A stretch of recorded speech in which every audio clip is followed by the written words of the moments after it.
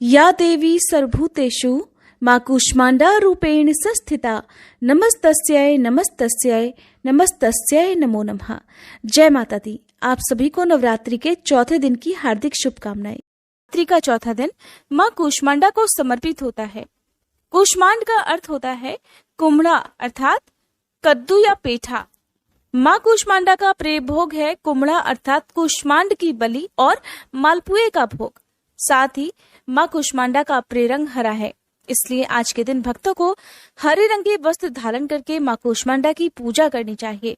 अगर आप कूष्मांड अर्थात कुम्हड़े की बलि मां को अर्पित ना कर पाए, जिसे साबुत पेठा भी कहते हैं, तो आज के दिन आप पेठे की मिठाई का भोग भी मां कूष्मांडा को अर्पित कर सकते हैं।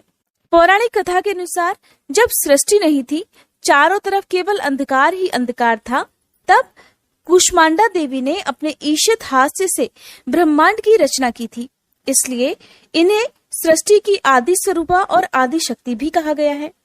मां कूष्मांडा का वास सूर्य मंडल के भीतर लोक में है और सूर्य लोक में रहने की शक्ति क्षमता केवल इन्हीं में है।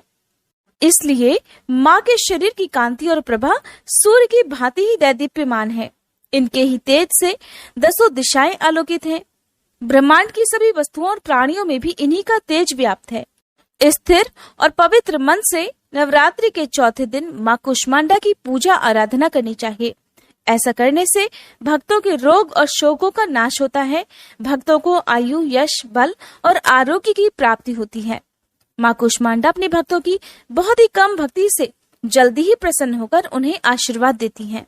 सच्चे मन से पूजा करने वाले को अंत में भवसागर से मुक्ति मिल जाती है, अर्थात मोक्ष मिल जाता है। विधि विधान से पूजा करने पर भक्त को कम समय में ही मां की कृपा का सूक्ष्म भाव अनुभव होने लगता है। मां कूष्मांडा आदि व्याधियों से अपने भक्तों की रक्षा करती हैं और अपने भक्तों को सदा सुख, समृद्धि और उन्नति प्रदान करती हैं। इसलिए नवरात्रि के दिनों में चौथे दिन मां कूष्मांडा की पूजा सच्चे मन से भक्तों को करनी चाहिए। मां कूष्मांडा सूर्य से संबंधित दोषों को भी दूर करती है।